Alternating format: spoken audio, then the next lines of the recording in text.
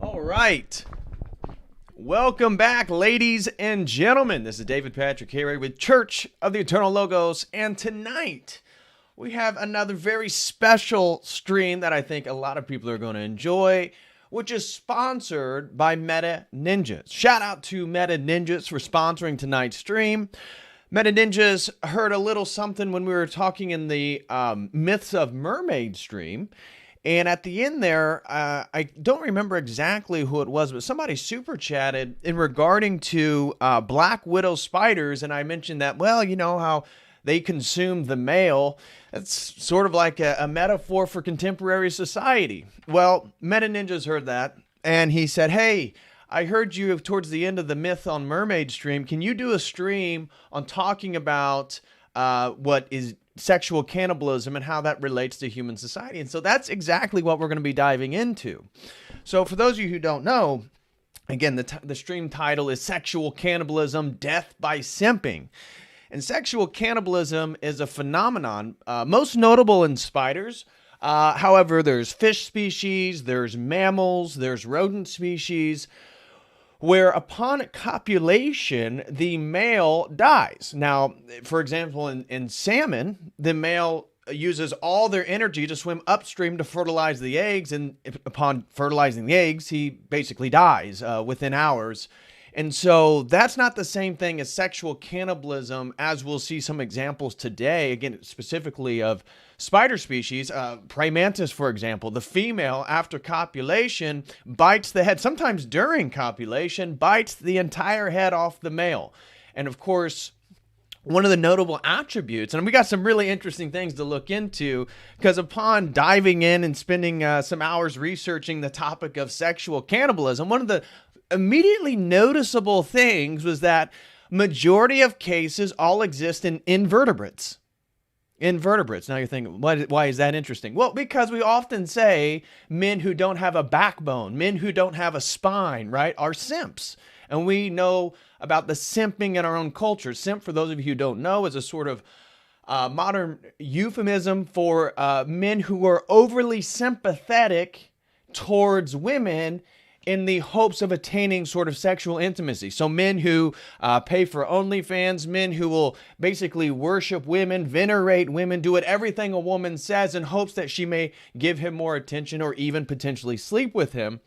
And so we're going to look at the simping phenomenon, actually where the word simp comes from. It's actually the early 20th century that the first usage of the simp, and it was regarding bachelor men who would unite their finances with a woman. So people were called simps in the early 20th century. We'll look into that. But when we move into the 21st century and we see the sort of Jezebel spirit, I've done this before, and we're going to discuss this a little bit more of the sort of inversion of the sexual dynamics. Men are becoming more feminized. We see it through pornography. We see it through the estrogen in our food. We see it through the way society perceives masculinity as toxic. And in turn, it sort of inverts the sexual dynamics. And so what I want to do, though we're going to learn about sexual cannibalism amongst the animal species, tons of examples to demonstrate and show what exactly that means and what that is, we're also going to use it as a metaphor for our own society. Now, obviously, men aren't, their heads aren't being eaten off by women. They aren't actually being murdered and killed right after copulation. So, Patrick, what do you mean then by sexual cannibalism? I mean, I don't understand what you mean. We need to think in regards of energy transference.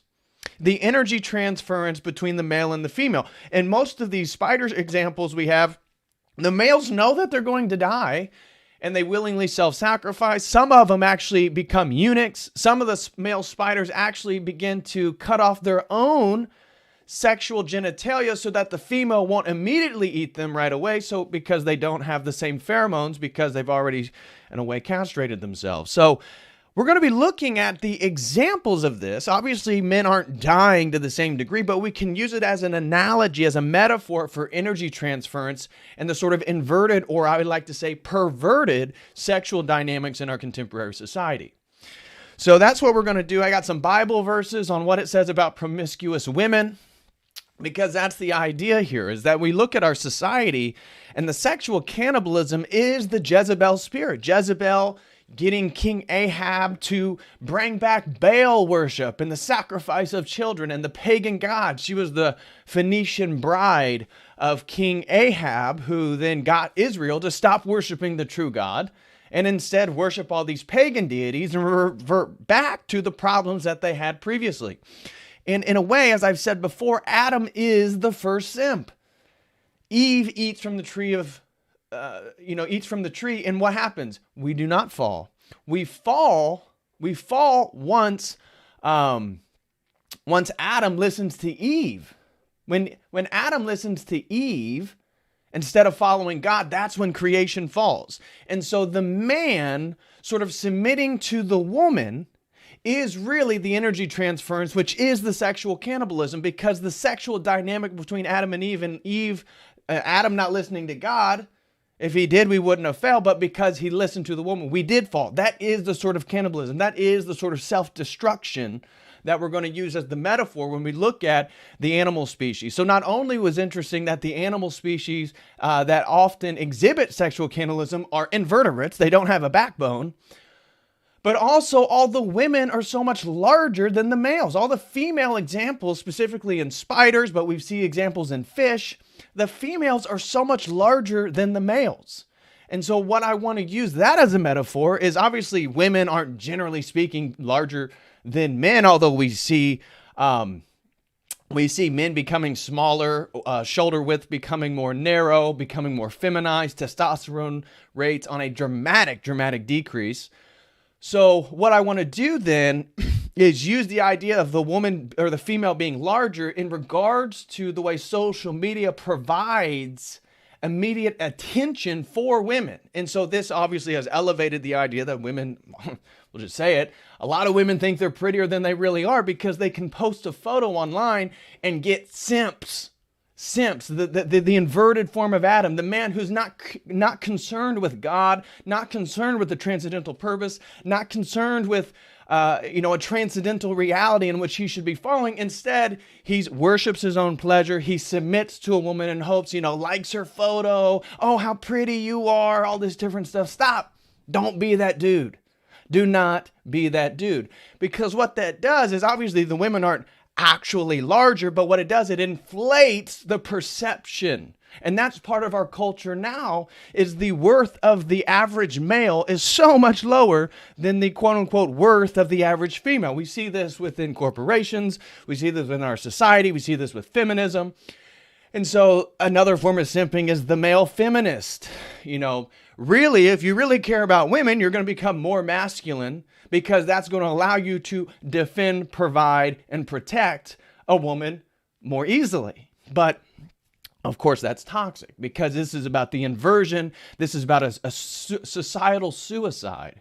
And that's why it's like sexual cannibalism, because of this perverted dynamic we have within our sexual relationships. It's actually going to destroy our own societies. And so it's not cannibalism in the sense that the women are actually eating the men, but it is a cannibalism in the spiritual sense, in the transference of energy.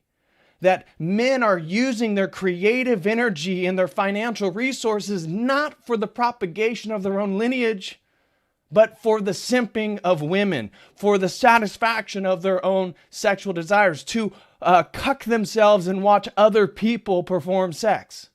That's what men are doing. That is simping. That is not only a sin, but you're killing yourself in the process. It is a form of cannibalism, and it is a sort of the ultimate example of the sexual cannibalism of the male who is littler, weaker, frailer, can't dominate. And so what does he do? He does everything in his energy to hopefully copulate with the female, who then destroys him and kills him. And so that is the premise of this video. And we're going to be hitting a whole bunch of stuff. We're going to be talking about what sexual cannibalism actually is in the animal kingdom. And I'm going to open right here and go through a little bit of that. Then we're going to read some Bible verses on what it says about promiscuous women, the origins of the term simp, and then look at more examples of sexual cannibalism in the animal kingdom, as well as one list of the best dads in the animal kingdom, because that is the antidote. It is obviously God. It's obviously becoming orthodox. It's obviously following a transcendental reality and a higher purpose for your own life. But the opposite of the death by simping is the life by procreation. That means marrying, having children, providing for, protecting, and literally offering your life as a service, as an offering for something larger than yourself, which is the family. And so then you look at the simp, and of course the simp doesn't have a family. He's surrounded by Funko Pops and Star Wars memorabilia and memberships to multiple OnlyFans accounts. And he's really excited for the new Marvel movie. So we want to make sure that we're not that guy. Don't be that guy by following something that has a larger purpose in your life, a larger reality, and that's obviously going to be God. And so unfortunately within the Western world, we live in a godless society. So we look at the chaos in our society versus a Muslim society, and obviously I'm an Orthodox Christian and we do apologetics against Islam. And so in no way do I believe Islam to be the true faith or the true religion. At the same time, look at the way that they're able to maintain their society because they have less male simps. Or at least maybe, again, that could be debatable, but to some degree, their culture certainly isn't as inverted, isn't in the process of a self-cannibalism by death by simping. So first things first is, what exactly then is sexual cannibalism? So sexual cannibalism is a real phenomenon in the animal kingdom. And as I said, it's usually among invertebrates, which I thought was so interesting. Again, just analogy, we don't need to take it too far, but isn't it interesting that spineless animals that lack a backbone are the ones that have the most prevalent examples of the females growing larger and consuming the males after copulation, or even during copulation, or sometimes before the male can even copulate. So there's a few theories on why exactly this exists at all in the animal kingdom. Now, here's a few of the theories I'll lay out. The first one is what's called adapted foraging. So why would there be animal species in which the female's so much larger, the male's so much smaller, and the female actually eats the male? One theory is that males are nutrient and they are worth more as a meal than as a mate. And so within the examples of sexual cannibalism is that the female actually sees the male as more, he has more utility as a meal by actually consuming him. Again, we can think about vampiric processes when we translate this to human society, but within the animal kingdom, again, this is most notably among spiders, which is really interesting because, you know, the Black Widow, the sort of symbolism associated with women and spiders, that spiders are also the animal that is most noted for this sort of sexual cannibalism. But one theory among scholars of why there even is sexual cannibalism is that it's probably due to adaptive foraging, meaning that female spiders consume the male because, again, the utility of the nutrient-dense male spider, as opposed to going and finding more crickets or animals in their insects within their spider web or whatnot. So this is one example, adaptive foraging potentially. Another theory is that it's aggressive spillover. So one of the things that have been noted is that amongst sexual cannibal species is that the females are way more aggressive than the males. Do we see this in our society? Are the females becoming more aggressive than the males in our society? Certainly interesting and something to contemplate. But scientists, one of the ways in which they measure the aggressiveness of a female is how quick a female insect animal, doesn't matter what it is, could be a lion, could be a spider, how quick does the female kill the prey and then consume the prey? And so like among lions, obviously the females go and hunt, but then they bring the animals back to the pride and the male lions get first dibs on the food. And so the females do not consume the animal right away. This is a demonstration of actually the female lions aren't hyper aggressive, because they actually kill the animals, but then they let the male lions and they feed with the cubs and everything else. And that's when they show a sort of space between the killing process and their actual consumption of the prey. Scientists measure how fast an animal kills their prey and then consumes their prey, and this is generally the metric for aggression. And so, interestingly, among sexually cannibalistic animal species, the females are way more aggressive, that they kill their prey and they consume it immediately. And so one theory is that sexual cannibalism exists because the more aggressive a female is, likely she is then more likely to cannibalize her mate just due to her own innate aggressiveness and her own tendencies. This is another theory put forth by scholars that this is really just it's called the aggressive spillover theory. The aggressive spillover theory. So the first one was adaptive foraging. Well, it's just easier to eat the male than mate with him. The second one is that, aggressive spillover, it's that these females are way more aggressive and they really just can't help that when they see the male, they just kill him and eat him. The third theory is what's called mate choice theory. And this argues that some female species choose to cannibalize the smaller, less fit males and copulate with the larger, more aggressive males. Now, this is within a few, again, most of the examples are within spider species, so then you can look at the diversity of sexual cannibalism within different spider species. There are some, for example, where the female will literally go out of her way to consume all of the weaker, smaller males. Now, again, how does that relate to our society and maybe OnlyFans in the way that, again, visually, superficially, attractive women or whatnot feast upon the weakest men, but yet they mate with the most masculine and aggressive men. Do we see this in our society? I don't know. Something interesting to contemplate. Now, other aspects of the male choice theory, there's other examples. So there's some examples where the female goes out of her way to consume the weakest, smallest male, but there's other examples of spiders where the female will cannibalize the male if his sperm count is too low. This is a fact. This is very, very interesting. So there are some spider species that once the male, she'll let him impregnate her. But again, imagine she's probably 2-3 times bigger than the male. If he has a low sperm count, or again, generally speaking, for biological purpose, the sex isn't ideal, she will just eat him and consume him, where the same female may mate with another male who has a really high sperm count and she won't kill him. She won't kill him. And so scientists, biologists believe, well, this could be another theory for sexual cannibalism in regard to mate choice, and that the females are selecting the best mates and whatnot. But again, it's limited because in other examples, they don't do this. Now, there's another example of mate choice in which some of the females prefer smaller males. And so they actually will combat and fight more with the aggressive dominant males, and then they'll copulate with the weaker, smaller males. So again, very interesting. One of the theories there is like, why would they do that?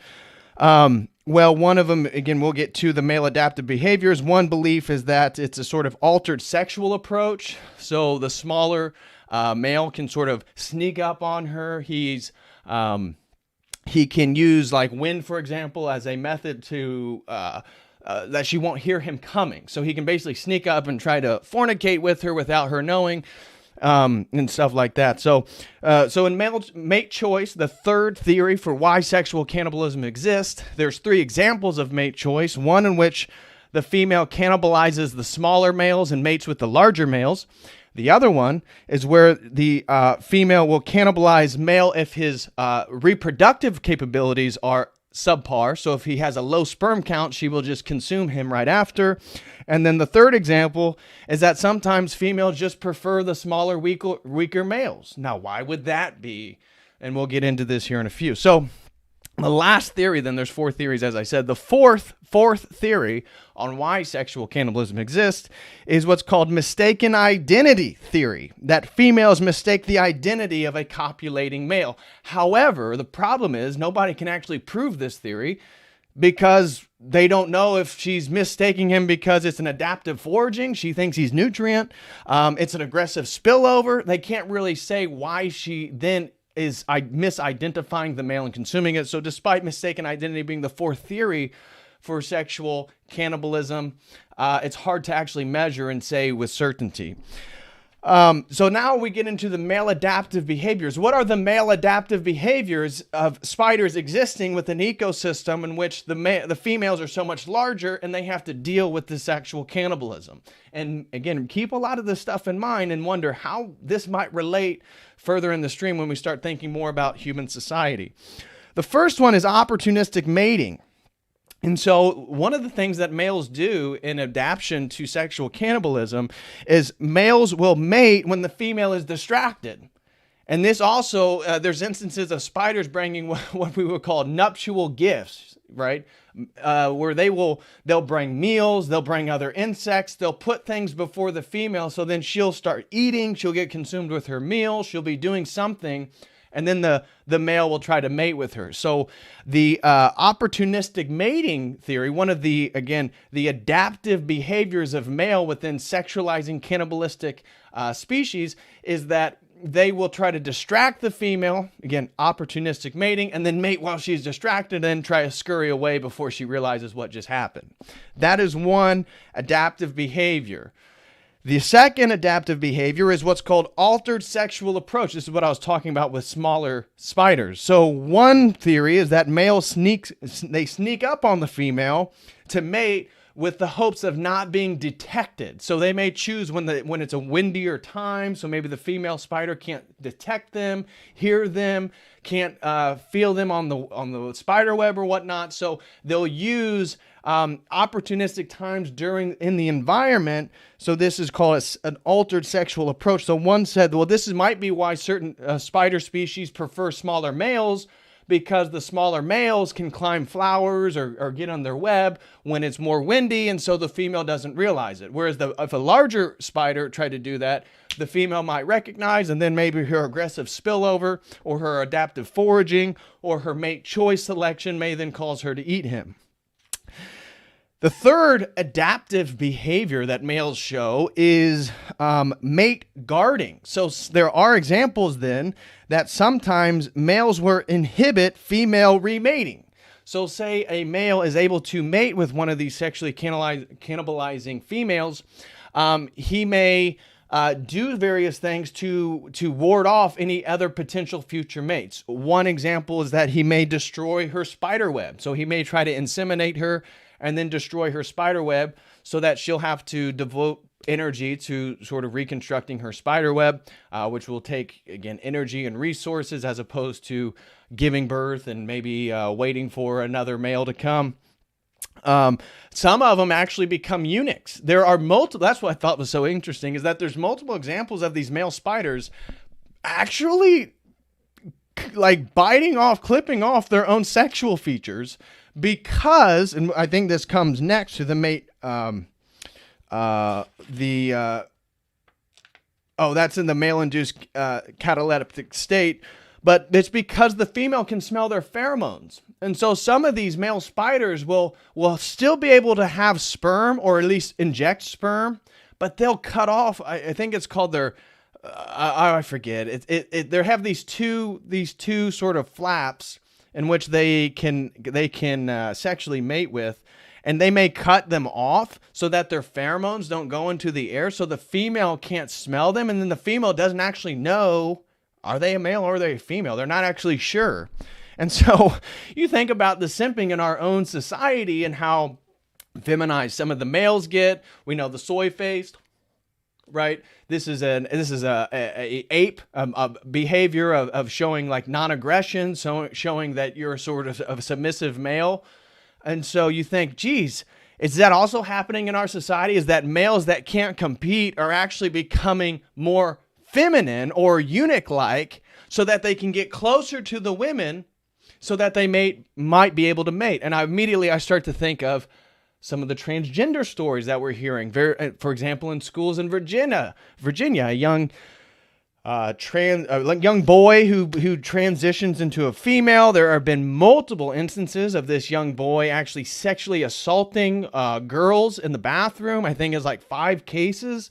And so this is interesting. Could there be a sort of biological explanation for this existing as a sort of adaptive mate binding situation where the male actually sort of creates, makes a sort of appearance that he's less threatening, he's less of a male, so that then he can copulate with the females? I don't know. Something to think about. Definitely. Something to certainly think about. So a next one is courtship displays, that some of the male behaviors that they create dances, vibrant colors.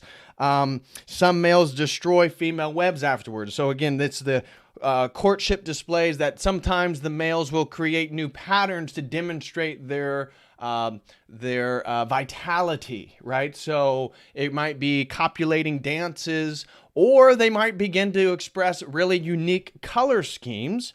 Again, I can't help but think about people with bright colored hair, dyed hair, green hair, purple hair, blue hair, red hair. Why? Well, it's interesting, again, in the animal kingdom, most notably among snakes and spiders and various species, is that they acquire very bright colors to demonstrate to their environment their own toxicity. So bright colored snakes, bright colored spiders, you might want to stay away from them because more often than not, they are toxic. They actually do have venom. And you think, geez, so you're telling me animal species will develop and utilize bright colors to demonstrate to their environment that they're toxic? Surely that couldn't be what people are doing nowadays with their bright colored hair and their bright colored clothing and their facial piercings and everything else. But certainly something to think about. There's also male-induced cataleptic state. This is another one of the male adaptive behaviors in which some males will pacify the aggressive female through massage. Yes, there are instances within the spiders specifically where the smaller male will try to sneak up on the female, and then he'll begin to massage her abdomen and put her in a sort of pacified state, and that's when then he'll take advantage and he'll sleep with her. And then some... their pheromones. So there's other examples where the female spider actually likes better, stronger pheromones. And so some examples of the sexual cannibalism is that the female will kill the males that have less stronger pheromones. Other examples is that the female kills the male with strong pheromones, and so the males become eunuchs just before copulation or during copulation. So once he's done, the female looks around and she's not sure, is that a male or not? I'm not totally sure. And so it's a way for the male then to preserve his life and he's not cannibalized. Again, very interesting stuff. Then we have the last adaptive behavior, which is quite interesting, which is called copulatory silk wrapping, which is where the male will literally use his web to wrap the female up. He'll tie up all her legs so she can't move, and then he'll mate with her, and then he'll get the heck out of there. So that's another pretty interesting example. So how does all this sexual cannibalism relate to human society? Well, I would say that sexual cannibalism is a spiritual energy exchange within our contemporary society and world. Example being is that men simping for female sexual attention inverts and cannibalizes our society.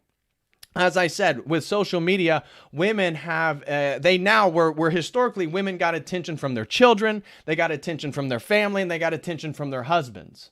Now, that has been outsourced through social media. So women innately respond to and really need attention. And this isn't some narcissistic way, it's just the way it is. It's not a bad thing, it's probably a good thing. They're more emotional, they're more nurturing than men.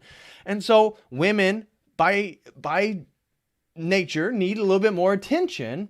But with social media, it's become so pernicious because now women can outsource, whether they're conscious of it or not, that innate emotional attention that they get from their loved ones, their family, and then the male in their life to a bunch of simping men. Men who then can like their photo and give them congratulatory comments or send them money on OnlyFans. And so women get this elevated perception of themselves, and then the man takes his correct role as sort of the intermediate, God, man, woman, children. He then reverses that role. I mean, he idolizes the woman. He puts the woman on a pedestal as opposed to worshiping God, and that's really what the simp is. The simp is a man who venerates female sexuality more so than he venerates the creator of the universe, God, or something transcendent, something larger. And so it is an absolute inversion because men aren't supposed to be led by our pleasure. We aren't supposed to be pleasure seekers. We need to be able to pursue purpose. We need to pursue responsibility. We pursue things that are difficult, which often aren't pleasurable, in the pursuit of things that are difficult. That's why you need testosterone. Testosterone makes hard work feel good. It makes acquiring a very difficult goal feel phenomenal and then encourage you to create more goals and accomplish more things. But of course, male testosterone is on a precipitous decline. And so what do we see? We see men worshiping their own pleasure by sitting there behind a computer screen, becoming sort of normalizing in a Pavlovian sense the cucking of watching other people have sex and then be erotically turned on by it. And so pornography also feminizes men and normalizes, as I said, cucking and passive sexual activity. You see, part of a man being a man is to build his progeny. As you read history, what drove so many men is to attain a sort of status in society so they could get their wife or be married and then build a family so that they had progeny, because that was essential for male reputation, for male achievement, was having children, specifically male children. And so pornography totally pacifies the man and his desire for sexual activity. There's multiple articles written on how men can watch pornography and masturbate and won't have the need to go meet with women to get a girlfriend, to have a long-term relationship with somebody, because they can just pursue whatever they is. They're coding, they make money doing XYZ, that they can just watch pornography, masturbate, and now move on to whatever it is they need to do. And this creates a sort of pacified man, a man who's really never existed in our society before, because now he's lessening the desire to go copulate and have a lineage and have a family. So we see a real pernicious feedback loop here then regarding pornography and how it feminizes, weakens, and pacifies a man. And again, a man with low testosterone, you think he's going to resist a tyrannical government? You think he's going to resist a 100-year plan to centralize a world government? You think he's really going to have the ability? You think he's going to have the clarity of thought to even connect patterns? He's going to be so consumed with his own sexual gratification, of which is a pacified gratification, not even one actually engaging in sexual activity with the committed woman. It's pathetic. And we look at most men and it's pathetic. It's disgusting. It's a really sad state, especially in the Western world. And to some degree, we deserve it. I mean, look at the men in our society. Look at the average, just walk down the sidewalk. Look at the average male, and how many of those men do you think you would want shoulder to shoulder you in a war? It's pretty pathetic. So men are now self-sacrificing their sexual and creative energies for what? For what? To venerate and idolize the female. And in a way, this is that sort of sexual cannibalism. It's that process which is so detrimental to our society because, as I said, it pedestalizes the female, but that then inverts the sexual dynamic in our society. And because of that pedalization of the female, you're now creating women who are going to be more promiscuous and they're going to be worse mothers. I mean, men, if we stopped being simps, would stop having thoughts. Right? The thought, that hoe over there, that's what that stands for, THOT. So I'm sure you guys are aware of the lingo. Thoughts on OnlyFans, porn stars, Instagram, whatever it is. Thoughts are only in existence because the simps give them the gratification. If men stopped simping, there would be no more thoughts because women are innately followers. And they're following the attention they're getting from men. So if we stop giving the attention, then they'll stop being thoughts and they'll start following traditional masculine men.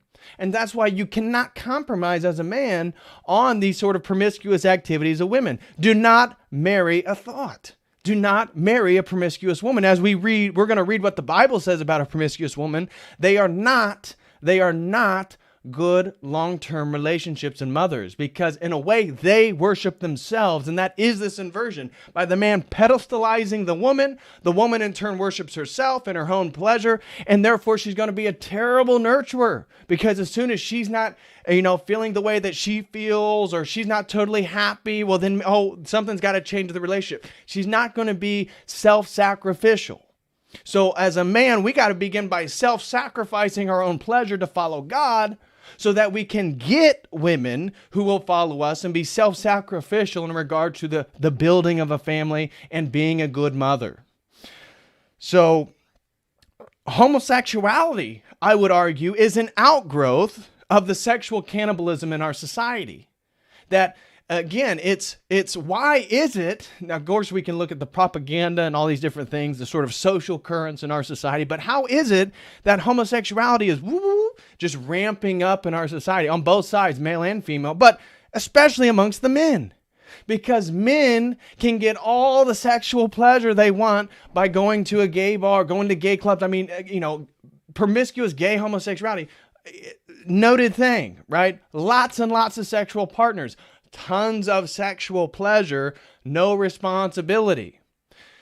And so I would say male homosexuality is really a sort of outgrowth of this sort of sexual cannibalism and this sort of inversion of our society and the self-destructive behaviors we have sexually in our sexual relationships. And so men, like I said, are creating promiscuous women who will be poor mothers. And they're going to be bad role models for our daughters.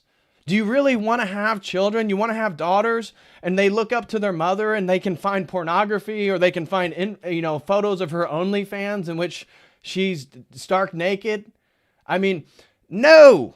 We want to marry the type of women that we want our daughters to become, so that our daughters have something to look up to in regards to what a woman is and what a woman should do and how a woman should act and look.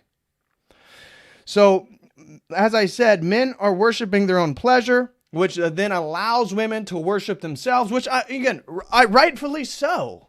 If you're a woman and all the men around you are weak, and all the men around you are giving you unlimited attention and gratification, You would start to think, maybe I am this beautiful. Maybe I am a goddess. Maybe I do deserve all these things. Maybe I'm a 6, but I deserve a male 10, or not. Like, it's this false perception of themselves due to the distorted attention and gratification they get from men. So men aren't building families like they used to. And they aren't taking on more responsibility. They're taking on less responsibility. They're getting married less, which again is obviously related to having less marital type women to marry. But they're getting married less, which is cannibalizing their own progeny, right? As I said, you look in history, you look at what wars are over. Look at the history of this planet. It's about men becoming successful, finding a woman and having multiple sons and children, mostly sons, but children generally speaking, progeny, lineage. And you look at the average male in our society, how many of them even think about the lineage and the progeny they're going to leave, the legacy that they're going to have, the reputation that will be inherited by their children by sharing the same names and the same surnames? Very few. Very few, because the only way you would be interested in those things is by taking on the responsibility to acquire things like honor and reputation. And so men are cannibalizing their own progeny by, again, this inverted simping sexual dynamic by venerating sexual femininity or female sexuality. And honestly, this leads to women not respecting simps, because who would? Men don't respect simps, and women who have simps don't respect simps. One of the things in preparation for today's stream, I was reading a whole article on what the simp is. It turns out I got halfway through and I started to realize it was an article written by a woman telling other women who have OnlyFans how to get more simps.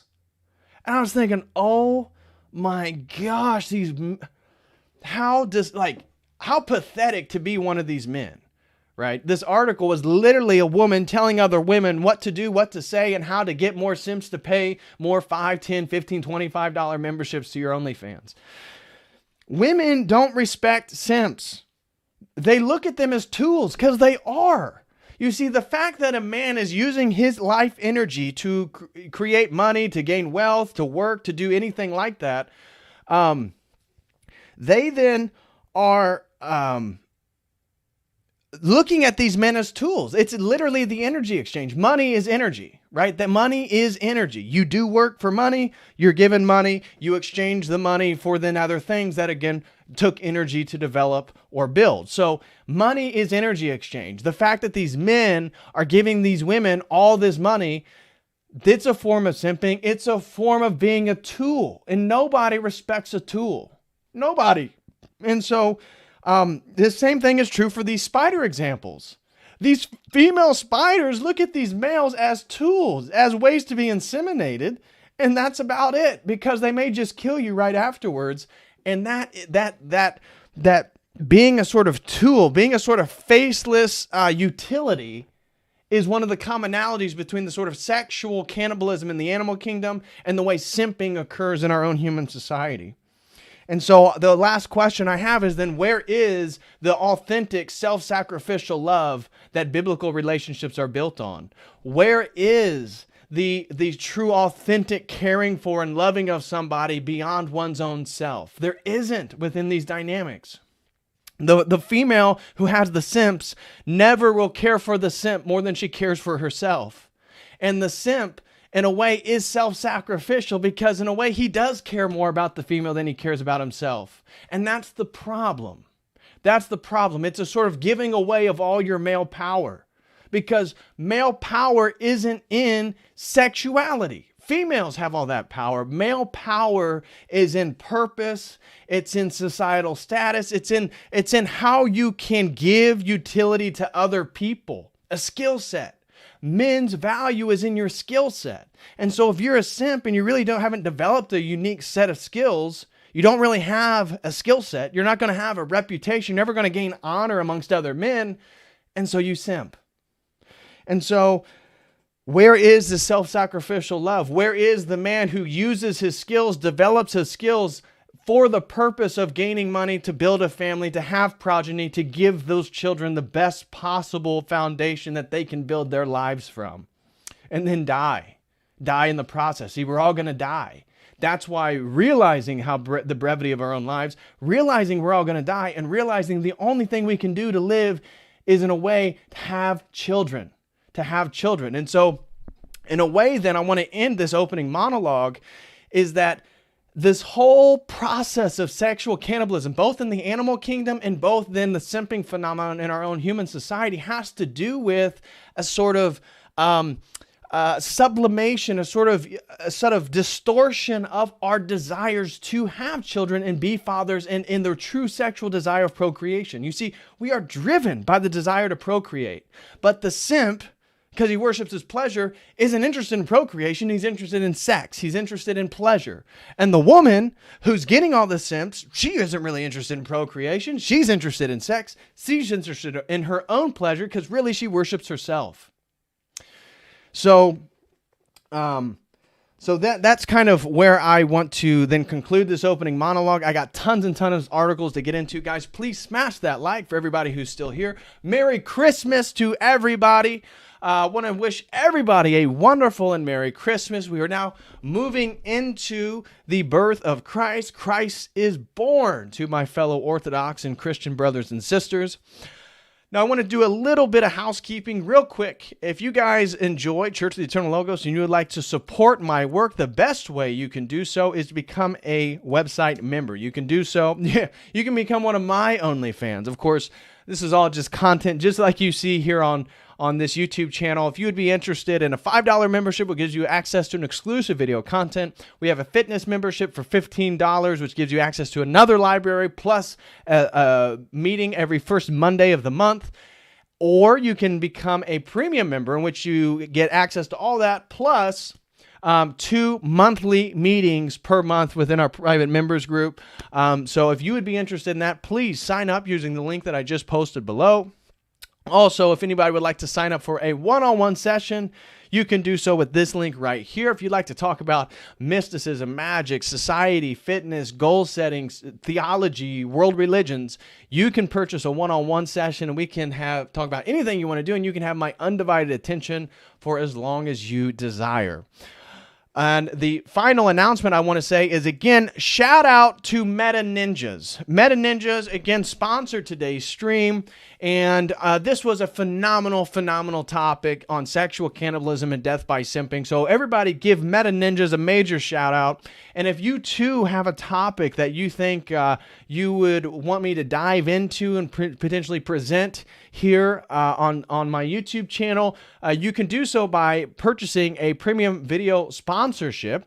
And by purchasing that sponsorship, I will contact you. You tell me what type of topic you are most interested in, and then I will go to town and do my research and present said thesis. You can't tell me what I have to argue for, but what you get to do is tell me a topic, and then I will do what I normally do and dive into it and then present it in the way that I believe to be the most efficacious. So if you also believe that you have a good, interesting topic you'd like me to dive into, please use that link right there and sponsor a stream. Again, major shout out to Meta Ninjas for sponsoring tonight's stream and getting us to dive into of this topic of sexual cannibalism. All right. So with that being said, guys, now let's get into some of the nitty-gritty of everything. All right, let me pull this up. Here we go. Okay.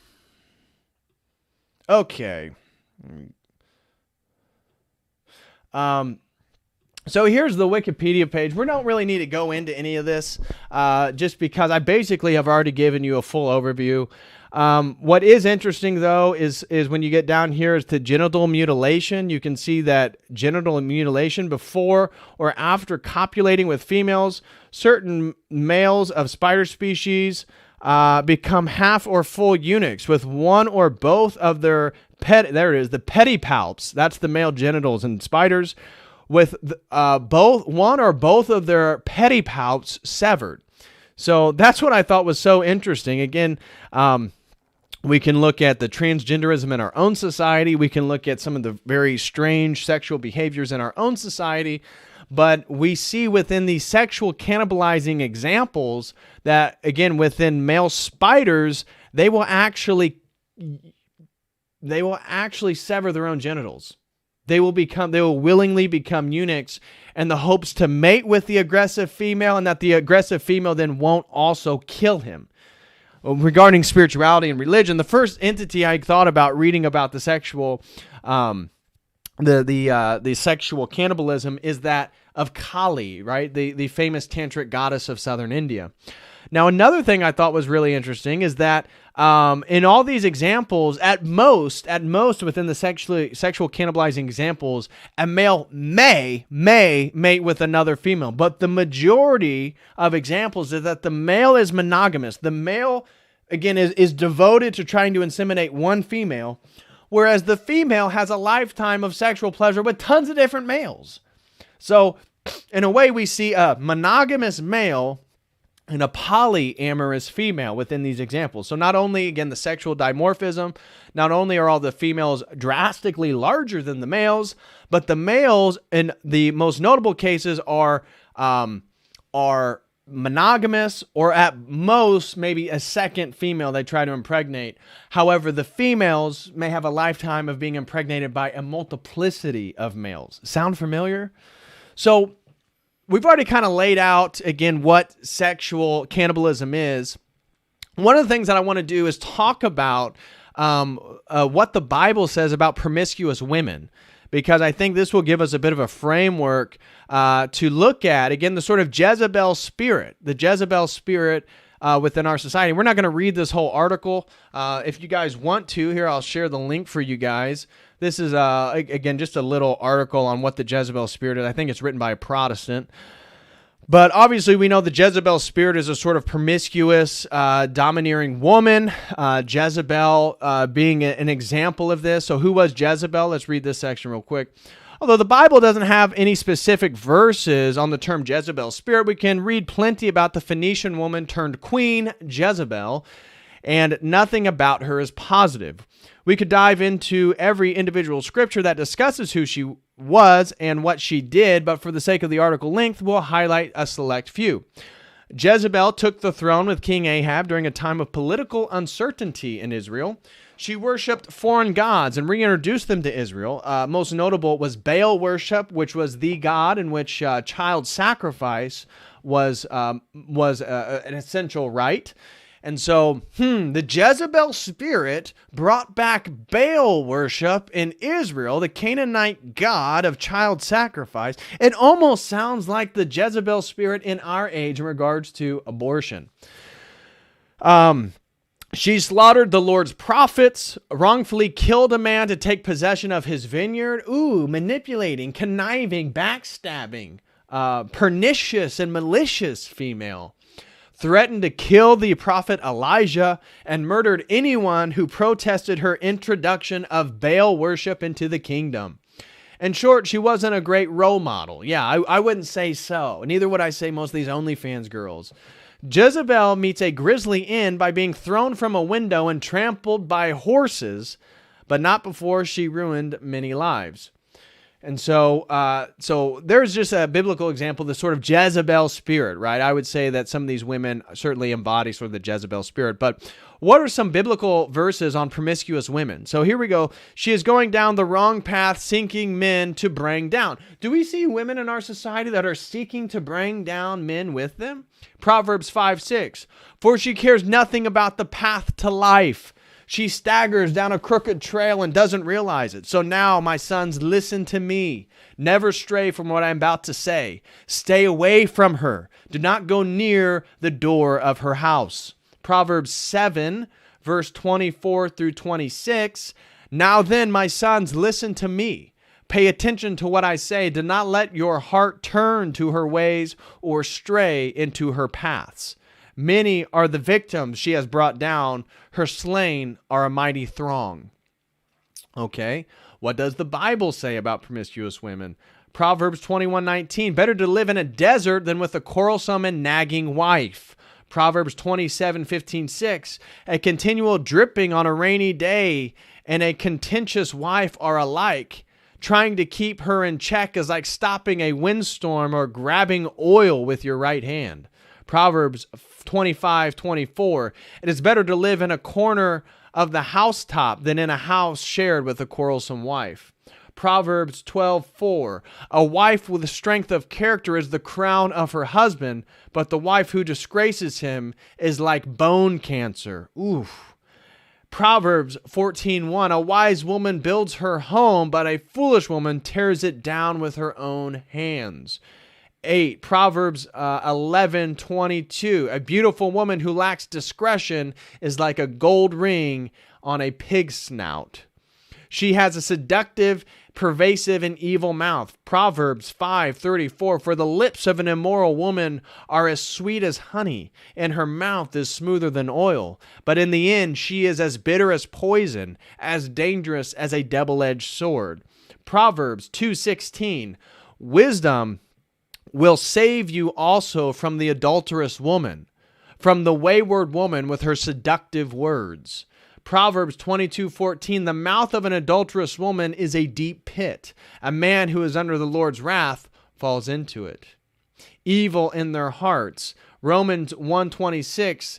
That is why God abandoned them to their shameful desires. Even the women turned against the natural way to have sex instead and indulge in sex with each other. And I also have an article on normalizing and celebrating the prevalency of women having multiple sexual partners, doubling within the last 30 years. The average woman has doubled the amount of people she has sex with. And also, there is now, according to the research of 15,000 women, 1/4 of those women have engaged in lesbian sex. Don't run after her beauty. That's a big one for, again, not simping. Don't simp for the pretty chick. Proverbs 6:23-29. For their command is a lamp and their instruction a light. Their corrective discipline is the way to life. It will keep you from the immoral woman, from the smooth tongue of a promiscuous woman. Don't lust for her beauty. Don't let her coy glances seduce you. For a prostitute will bring you to poverty, but sleeping with another man's wife will cost you your life. Can a man scoop a flame into his lap and not leave and not have his clothes catch on fire? Can he walk on hot coals and not blister his feet? So it is with the man who sleeps with another man's wife, who embraces her will not go unpunished. Proverbs 5:20. Why be captivated, my son, by an immoral woman, or fondle the breast of a promiscuous woman? Proverbs 7:8-12. He was crossing the street near the house of an immoral woman, strolling down the path by her house. It was at twilight, in the evening. As deep darkness fell, the woman approached him, seductively dressed and sly of heart. She was the brash, rebellious type, never content to stay at home. She is often in the streets and markets, soliciting at every corner. Sounds like an OnlyFans girl, if you ask me. The adulteress. Proverbs 23:27-28. A prostitute is a dangerous trap. A promiscuous woman is as dangerous as falling into a narrow well. She hides and waits like a robber, eager to make more men unfaithful.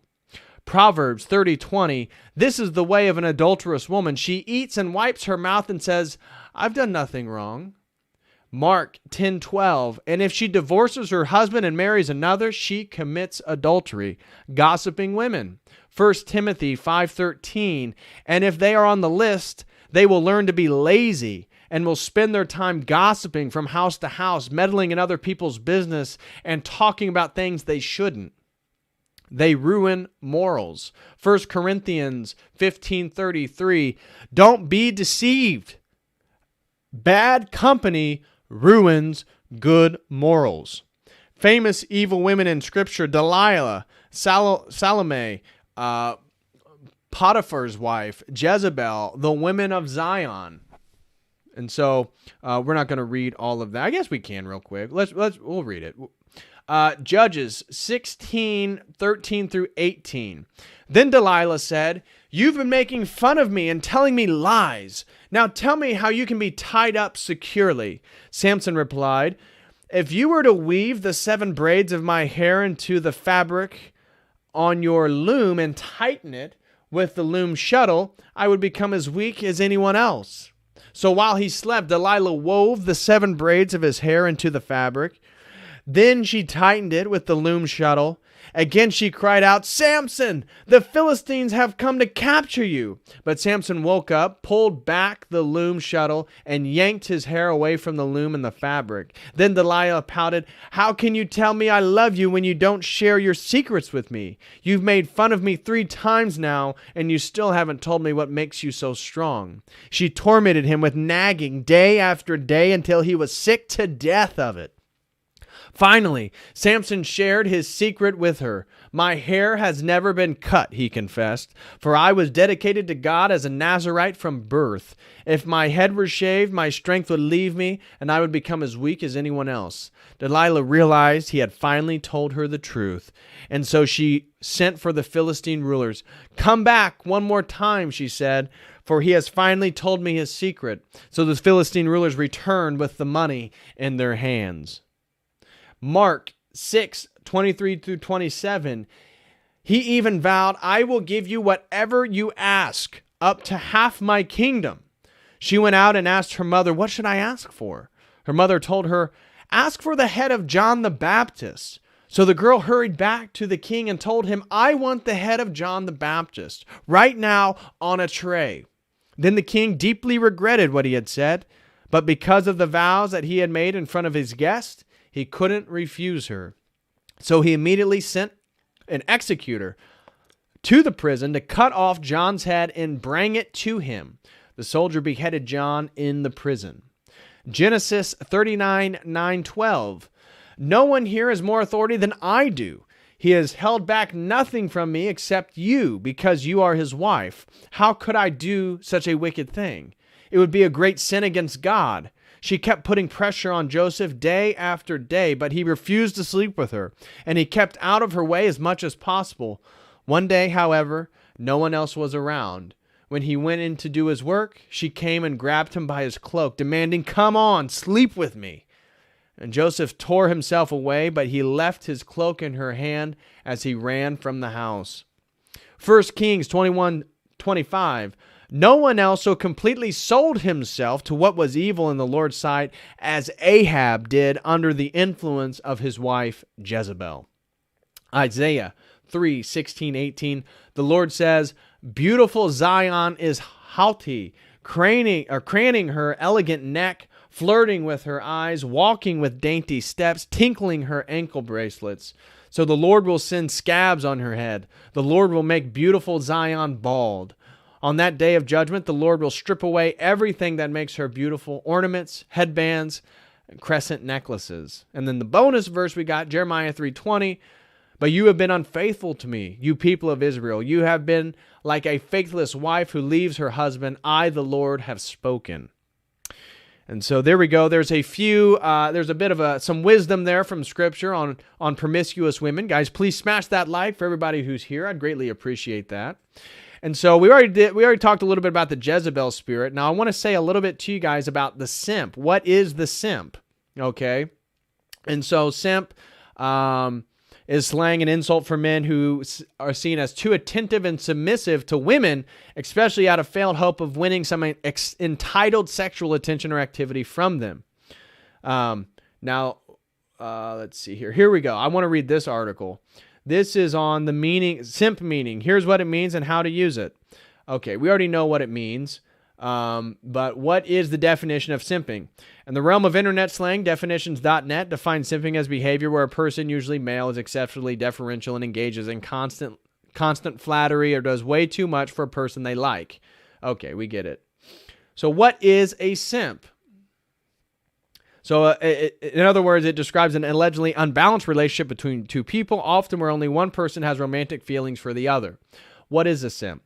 Although the general consensus on just about every social media platform is that simp is an acronym for sucker, idolizing, mediocre. We're not going to use that word, but starts with a P and means vagina. You may be surprised to learn that the meaning of simp is not that exciting. Derived from the word simpleton, the popular word got its start as a way to mock and insult men who pandered to women in an effort to sleep with them. Over time, the buzzy term evolved, and simp is now often used to refer to anyone who treats a woman. No, okay, yeah, right. The origin of simp. So the simp can be traced back to 1903, however. It made its first appearance in 1923 when the New York Times mocked bachelor simps who shared their earnings with their wives. Simp was an insulting way to say someone is being soft and overly sympathetic up until the 1980s. But its current usage is linked to West Coast American rappers like E40, EMC, and Too Short. These rappers are thought to have coined the term in the mid-1980s to denote the opposite of a pimp is a simp. In 1992, the hip-hop band Boys to Men released a hit song called Simping Ain't Easy, using a different spelling of the word. In 1999, the word simp was used in the 3-6 Mafia song Sippin' on Some Syrup. At the same time, simp was often used to describe someone who is stupid. It wasn't until 2005 that the current definition of simp appeared in the Urban Dictionary. So how did simp become a popular slang term? Simp began to trend on TikTok thanks to TikToker used Marco Borge, aka Polo Boy, and he was talking about Simp Nation. And so I went to Twitter and put in hashtag Simp Nation to see what I'd find, and here you go. Soy Boy Kami. So he has his tattoo, Simp Nation, baby. We see a naked man kissing the legs of a naked woman, which appears to be, again, on like a throne, on some type of pedestal, on some type of venerative platform of some sort. And so it says, adoration, 1, deep love and respect, 2, worship and veneration. Big thanks to my number one baddie for this beauty, Simp Nation, baby. And then you look at the comments. Love this, Anthony. Really captures my whole vibe pretty succinctly. Again, another soy boy. I need somebody with this energy, OML, which I think believes on my life. And of course, it's a woman. So you can go back, and again, it's hashtag Simp Nation, and you can see multiple examples of a girl. Oh my gosh, she's so hot, Simp Nation. And yeah, so on and so forth. Another thing I found is that simping has a lot to do with like anime. I did not realize how popular anime was and all this crap. Anyways, moving on. So now let's look at some sexual cannibalism and, animals who die immediately after mating. So here's a few non-spider examples. The Furcifer labordi chameleons die after mating if they don't kill each other first. Furcifer labordi chameleons mate in January. It's a nasty, often violent business of males fighting males, females fighting males, and all of them wishing they were somewhere else, according to Natalie Ingier. If they don't kill each other while trying to mate, hormone overdose due to high levels of aggression might end them. Regardless, the males and females both die after successfully mating and laying eggs, and then just drop from the trees with the papery grace of autumn leaves. This particular species of chameleon spends 2/3 of existence as an egg buried in the sand. These chameleons have the shortest lifespan of all tetrapods, four-limbed animals, often only lasting 4 to 5 months. They often spend more time developing as an embryo than they do from birth.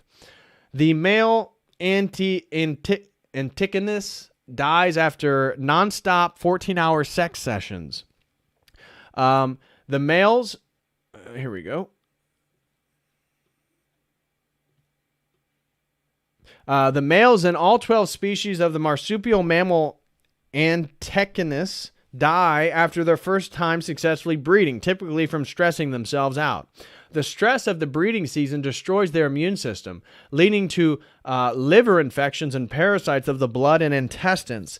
For some females live to breed for another season, all the males perish.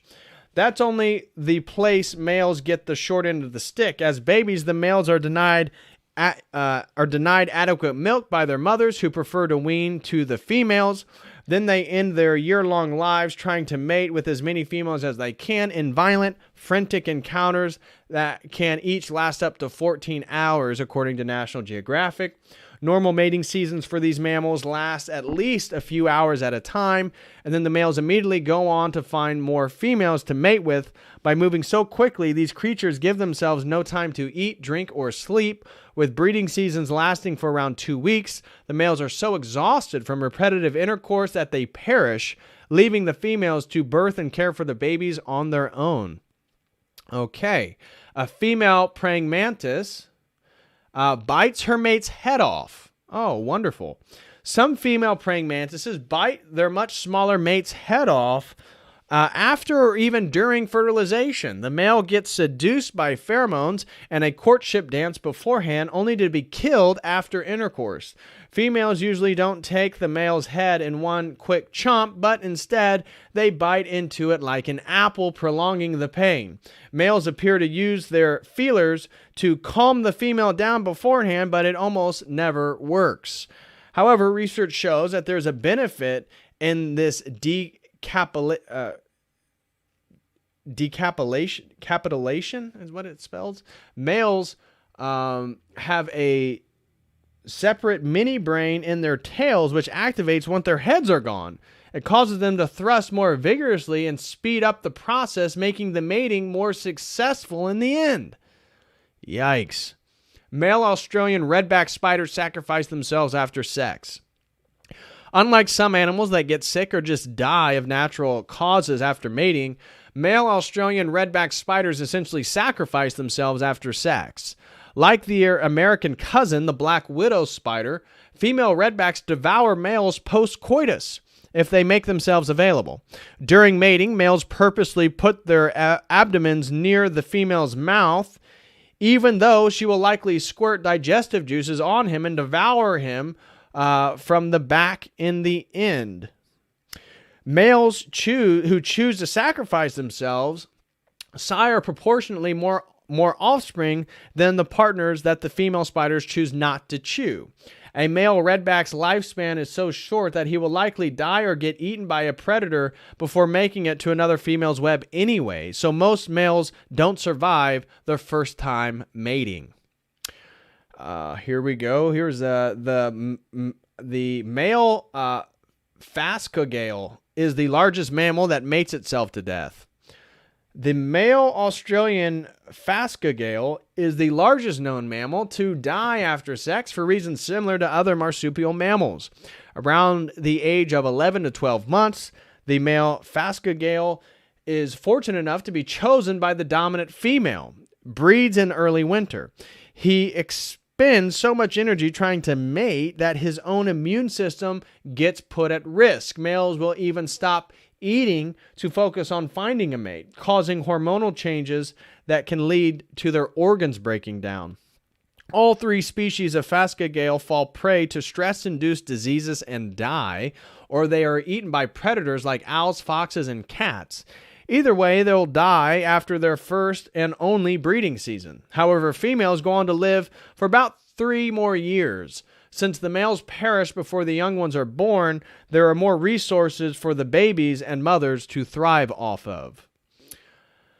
The male little red coluda is the only grassland-dwelling mammal to die post-mating stress. The discaluda, again, I don't know what that is, or little red coluta species is one of several marsupial mammals breeds where the males don't survive past their first mating season. Males die soon after reaching sexual maturity at about 10 months old. The male red coluda, however, is the only one of these marsupials to live in the grasslands of Australia. The rest of these mammals dwell in the forest. Like similar species, the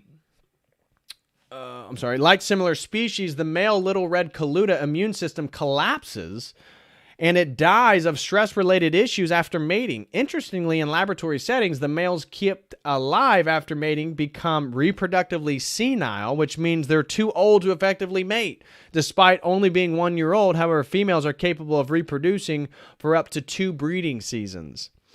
The male Bollinger Island dibblers die after sex. Australian marsupial mammals known as dibblers live on Bollinger Island off the coast of Western Australia and die shortly after breeding. Unlike their related species, dibblers not on the island survive for multiple mating seasons. Researchers think that the lack of nesting seabirds on Bollinger Island means that less nutrient-rich soil, which means fewer insects. Also, the high energy demands during breeding season could lead to their frequent male deaths. Here's male splendor possums. The transvolcanic bunchgrass lizard only lives long enough to mate once. The transvolcanic bunchgrass lizard is native to Mexico. Male lizards actually outlive females by 7 months, but both will die after mating successfully. Females have a lifespan of only 8 months, while males nearly double that lifespan of 15 months.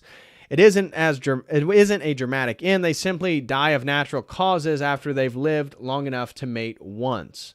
They reach sexual maturity within 5 months of birth.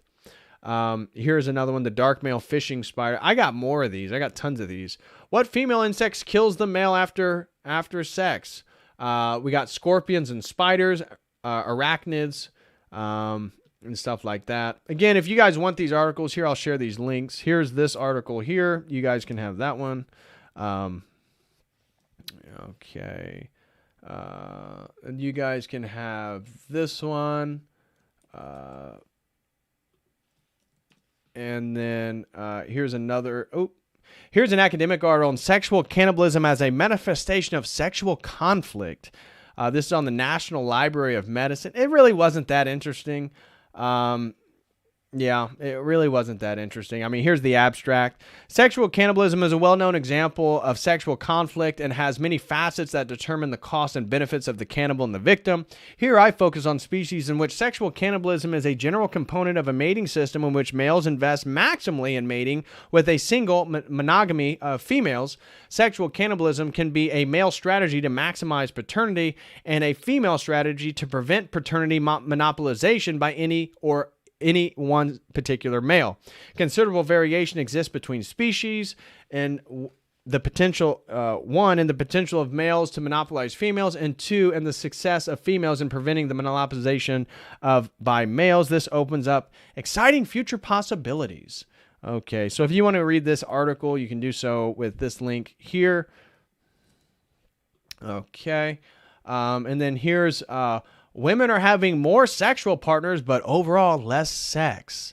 And so this was interesting that the average number of people women sleep with during their lifetime has more than doubled from the previous average of 7. And so, one of the articles I saw that now the average amount of men that a woman has slept with is in the ballpark around 15 people. 15 people. Certainly more than I prefer to marry. Just throwing that out there. Women are having less sex with more partners study. Oh, wonderful. Women, this was again according to 15,000 adult women.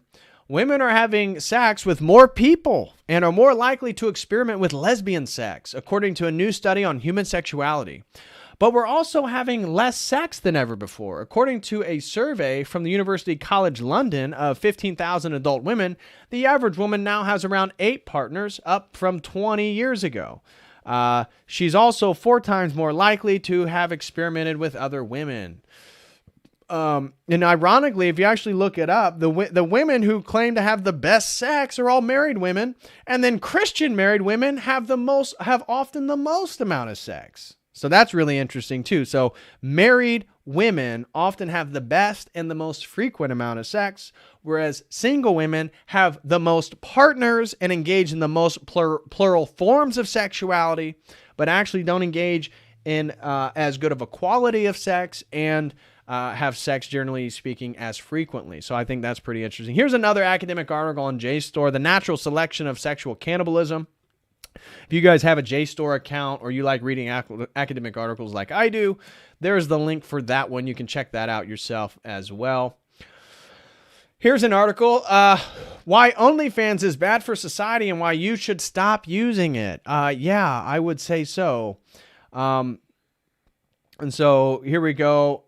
Girls as young as 21 are making millions of dollars yearly and hundreds of thousands monthly, while the average business takes 5 to 10 years or more to make $1 million or even 6 figures income. These girls make money at the speed of light.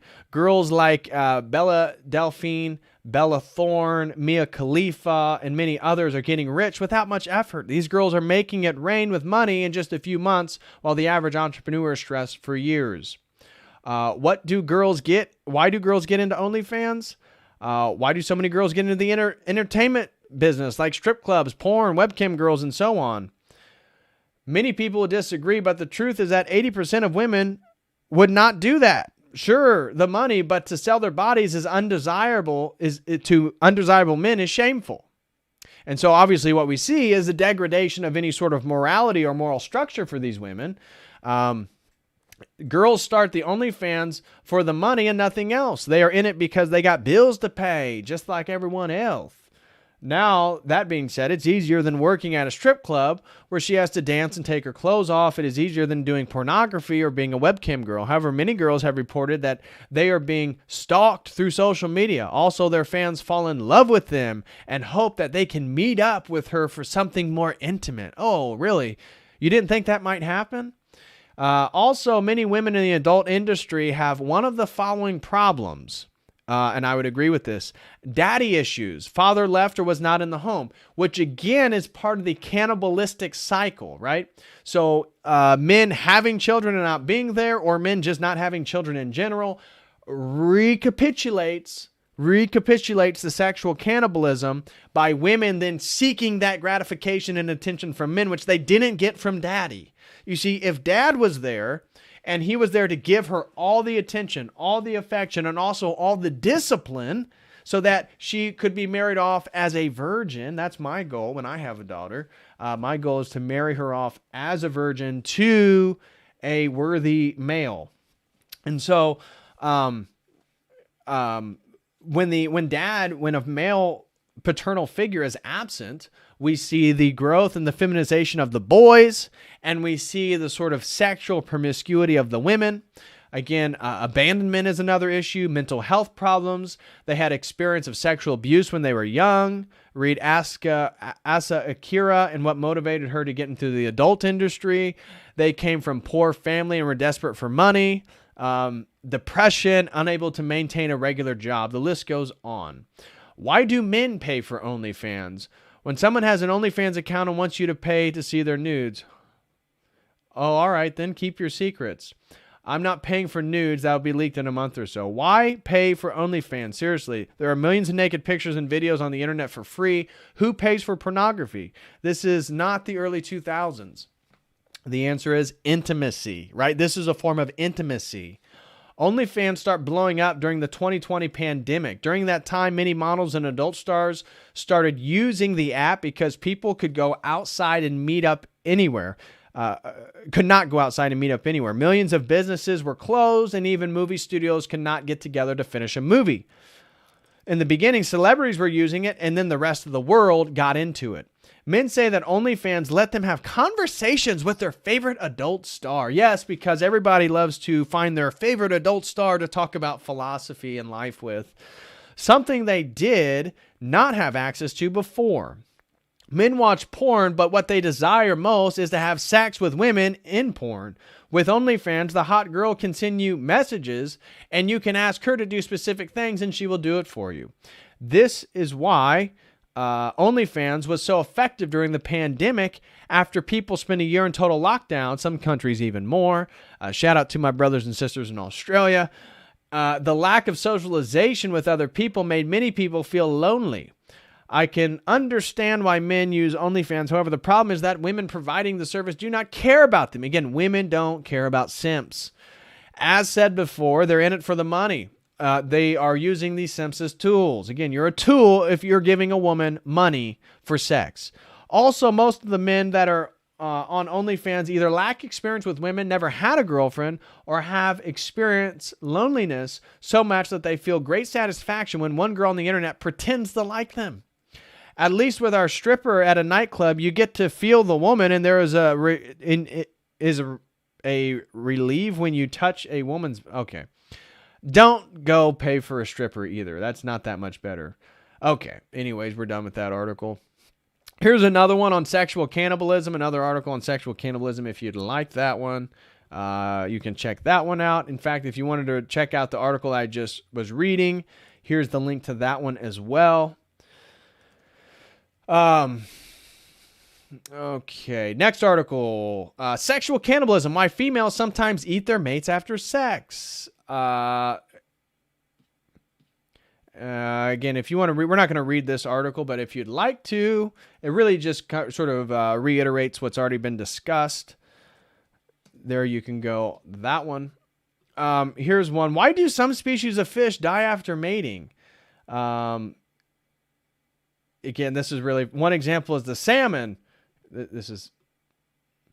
One example is that of salmon, who, when they are ready to spawn, they quit eating and they spend all their energy swimming against the currents to go upstream to get their spawning grounds where they were born. The tired muscles are excreting lactic acid with the exhausting swim, which starts to eat at their bodies. So they are tired. They fertilize the eggs the female lays in the gravel hole she digs out. And after they expel their sperm on the eggs, they all completely are worn out and they die. And in fact, their whole bodies start to corrode within hours. It's a very detrimental process. Which again, we can take two things. That's not exactly simping. The salmon are not the same thing as sexual cannibalism. And it's indicative of the lengths males will go to have children, right? So it's again a demonstration of the importance of progeny and lineage. That's really what us men, that's what we want. We want a woman. We want to have children. We want to have ideally male children to continue our last name, our surname, our businesses, our enterprises, our empires, whatever we create, we're creating it for our next generation. That is really why we are doing things in the world right now.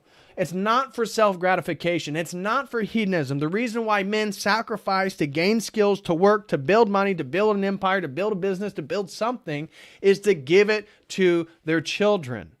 And so the salmon is really, again, not ideal. Don't go dying after you fertilize some eggs. However, the lengths that males will go to fertilize and have children is really something we can take away from that. Why male dark fishing spiders spontaneously die after sex? Yeah, we're not going to get into that. Just another example. Do male salmon die after fertilizing eggs? Yes, they do. What is sexual cannibalism? Again, we've already sort of answered that one. No need to go over that again. This was the vertebrates. Here we go. Here's a good one. The 9 best dads of the animal kingdom. So these are the opposite of the simps, right? We just saw the simps in regards to the sexual cannibalism, animal species in which the male we have sexual dimorphism. So the male is dramatically smaller than the female. And then the male usually is cannibalized or dies immediately after upon sex. The opposite of that are the greatest animal fathers, which I think is worth noting. So number one of the great animal fathers is the lion. Yes, the lion. The male lion sometimes gets a bad rap when it comes to parenting. He is known for lounging in the shade while his lionesses risk her life hunting all day long. Hunting is no easy task for her, considering male lions eat about 65 pounds of meat per day. Can you imagine that? A male lion eats 65 pounds of meat per day. What's worse, when mom brings in a kill, dad always gets first dibs. Again, we talked about the aggressive sort of equation that scientists use. That's why female lions aren't considered so super aggressive, is because they kill it, they drag it, they allow the males to eat first. However, when the pride is in danger, dad gets dibs on the first juicy cut before mom and the kids get to eat. However, When the pride is in danger, the male lion really steps up and becomes ferociously protective of his pride, which can consist of 30 or more lionesses and cubs. When he senses a threat, his fatherly intuition kicks in and he does anything and everything to ensure the safety of his family. The next one is the gorilla. A typical gorilla father is in charge of a clan as large as 30 other gorillas. He is responsible for finding food for his group, which is a big job, seeing as gorillas typically eat up to 50 pounds of food per day. He is quite respectful of the mother of his children, always dining with her first before letting the kids join in on the meal. A gorilla dad is also very attentive, fending off threats by fiercely beating his chest and charging enemies. He often has to fight off other male gorillas who are known to kill baby gorillas when trying to take over the group. He spends a good deal of time with their young until they become teenagers, playing lovingly with his offspring and setting any arguments that arise between siblings.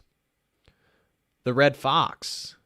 Male red foxes are doting and indulgent dads. They enjoy playing and roughhousing with their pups, as most dads do. While the pups are young, the father hunts every day, providing a food delivery service to the den of the cubs and their mother.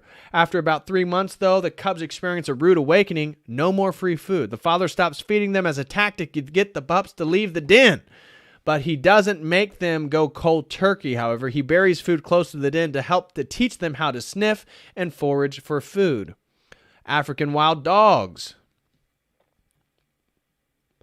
Just like the puppies of domesticated dogs, African wild dog pups are extremely active and expend quite a few calories throughout the day. Since the pups are unable to eat solid food until they are about 10 weeks old, their father will swallow the food and then regurgitate the softer version for the pups to eat, making sure they get enough nourishment. Some parents will stop at nothing to make sure their kids have a square meal. This feeding practice serves another purpose too. Since the pups have to rely on their fathers for food, it keeps them from wandering too far from home so they don't fall prey to enemies. Number 5, the golden lion tamarin. By 2 weeks old, the golden lion tamarin infants are carried on their father's back nearly 24/7. Dad hands them over to their mother one at a time every 2 to 3 hours when she nurses the baby for around 15 minutes, then hands it back to its father. The infants will ride on the father's back until they are 6 to 7 weeks old. At 4 weeks, the babies begin to eat soft food, and it's the father's job to peel and mash bananas and hand feed them to his offspring. The great flamingo. Male flamingos are all around good guys. Even while congregating in a flock of 1,000 of birds, these guys remain monogamous, mating with one special gal for life. Flamingo dads are also feminists. What? They also wholeheartedly believe in gender equality. Yeah, when it comes time to mate, dads help mom select a nesting site, and together they construct the nest out of mud. Once she lays her egg, the father shares in the responsibility of incubating the eggs, and they take turns sitting on a nest for equal amounts of time. Once the hatching is born, mom and dad share all parenting duties equally. Frog and toad. Collectively, most frog and toad species have pretty dedicated dads. Some male frogs keep their tadpoles in their mouths until the tadpoles are able to make it on their own. Other amphibian fathers, such as midwife toad, implant their spawn underneath their skin, usually on their backs of their legs. One type of frog, aptly called the pouched frog, carries their offspring in a pouch on their belly while they develop, much like kangaroos and possums do. Number 2, seahorses. Male seahorses go above and beyond when it comes to parenting. They are one of the only species in the animal kingdom known for male pregnancy. That's right. The moms deposit their eggs in the male seahorse's pouch. Then he fertilizes and incubates them for about 45 days until they are born as full-on tiny seahorses. Seahorse dads may not experience morning sickness, but they do have to endure contractions as they go through labor. Emperor penguins, number 1. Emperor penguin dads are some of the most dedicated animal fathers out there. By the time the female lays her eggs, she expended so much energy that her nutritional reserves become exhausted.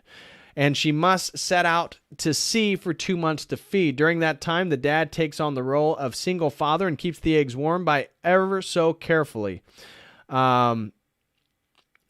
balancing the egg between the top of his toes and his belly. He takes his responsibility seriously and doesn't eat or even move during the entire 2 months. For if the egg is exposed to the harsh Antarctic cold and wind, the chick won't survive. If the chick hatches before the mom is back, dad will feed the chick with milk he produces from his esophagus. All right. So those are some examples of the best dads. Again, we see seahorses here on this list, another monkey species. This male fish who puts all the eggs in his mouth. Again, emperor penguins. This bird. Lump suckers. Again, another. This is actually quite interesting. The lump sucker. They may not be the prettiest animals, but little lump suckers are always beautiful in their father's eyes. Lump sucker fathers are particularly notable for their dedication to looking over their brood until the eggs hatch. The father uses his modified pelvic fins, which have essentially evolved into suction cups, to glue himself to a surface near the eggs. Then he sits and watches over his spawn until they hatch. He aerates the eggs by waving his fins over them to provide oxygen.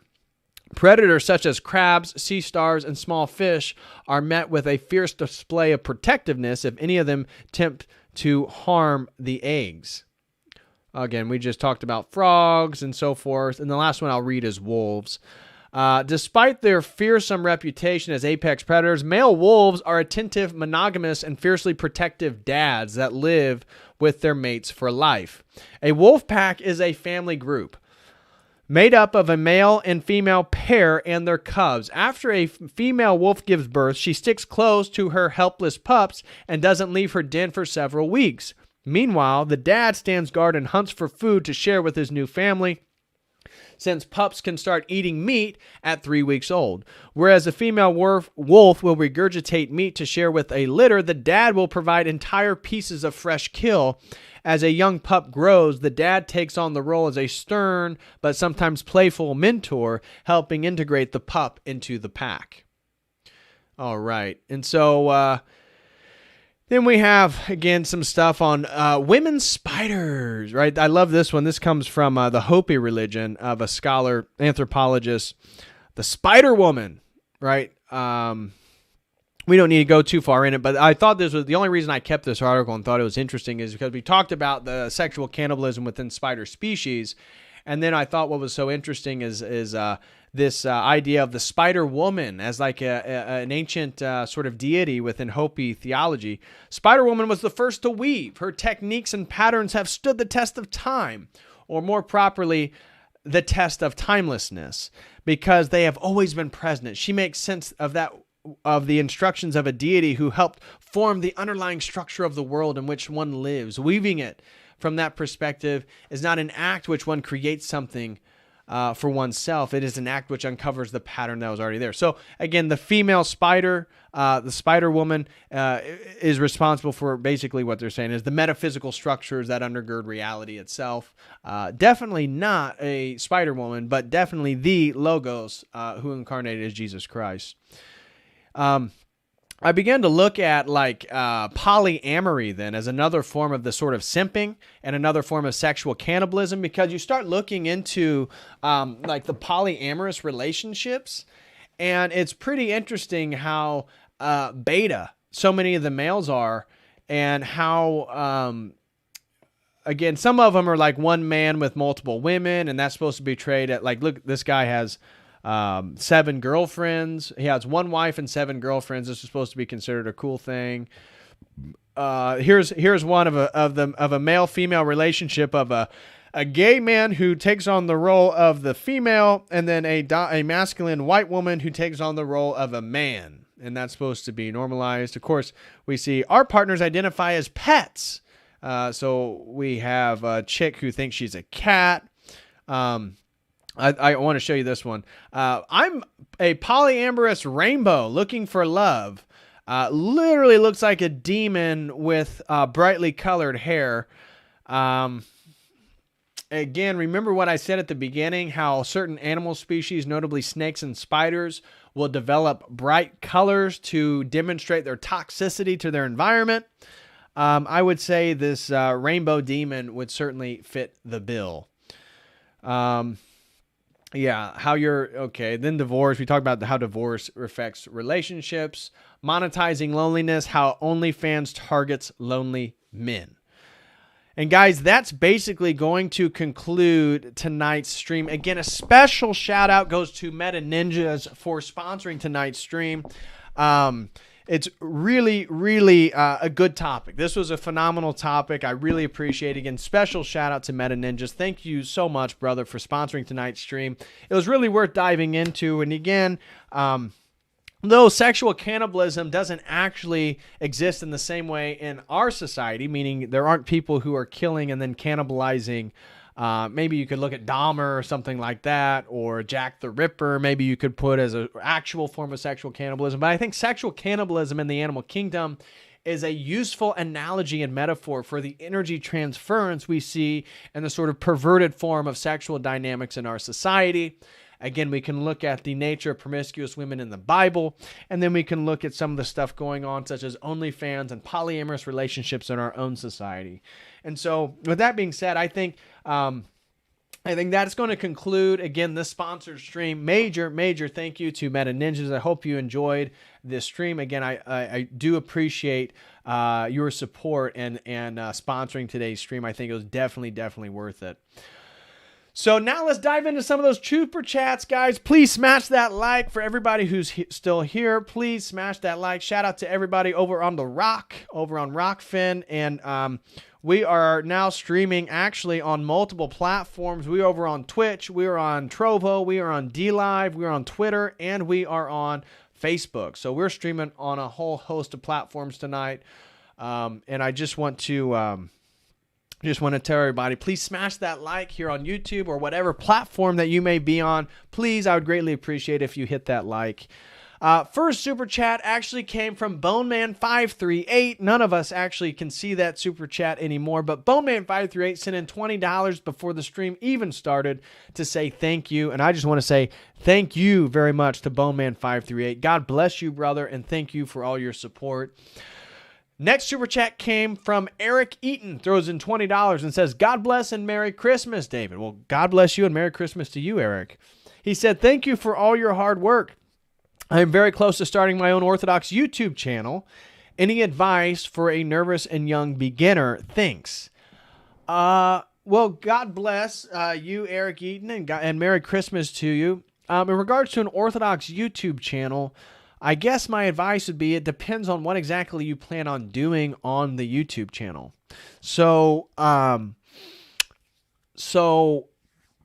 for example, if you're going to be doing maybe streams adjacent to like Jay Dyer and myself, I would say that, it takes a lot of reading. Again, we're a little bit older. I don't know anything about you, Eric. Don't know how old you are. Don't know your educational background. Don't know how much theology you know. Don't know how long you've been Orthodox. So it's a little bit difficult for me to give you any specific advice on creating a YouTube channel. I would recommend if you're not Orthodox and you're a catechumen, don't do it. It's just better to sort of wait and learn. What you can do, though, if you don't plan on, so it depends on, like, there's different angles on YouTube channels. There's educational, sort of authoritative channels where you're coming out and you're trying to inform people and give people a sort of piece of truth. You're in a way, it is sort of authoritative. You're trying to put forth knowledge. I would say if that's what you're doing, again, depends on your background, what you know, where you're coming from. What I recommend to people, Orthodox brothers and sisters, is a way to sort of create content, create a YouTube channel, promote Orthodoxy, is to talk more about your own experience, right? That's actually a difference. You can create content and having conversations with other people about their journeys to God, their journeys into Orthodoxy, their spiritual lives, their practices, and you can talk about your own. And that's not making yourself an authority. That's not making yourself one to sort of one that's going to have a bunch of onus, a bunch of responsibility, and a lot of pressure on creating content. I think that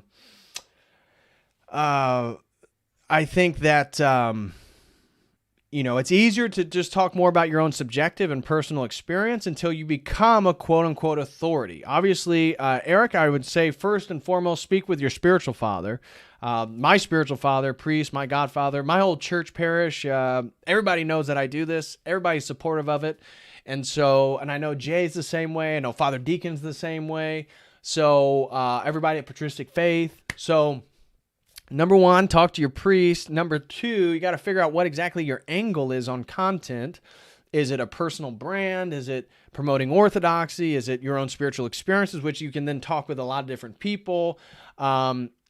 Or are you going to be a sort of authoritative educational figure? That is a little bit more responsibility, and usually that takes a lot more time to develop. Like myself and Jay Dyer and even Father Deacon, we have a whole decade of our lives dedicated just to learning before we even created YouTube videos or live streams. So everybody can create content. Everybody can help promote orthodoxy, but maybe all of us have a little bit of a different angle or different approach. So Eric, I'm not sure. I don't know how helpful that was.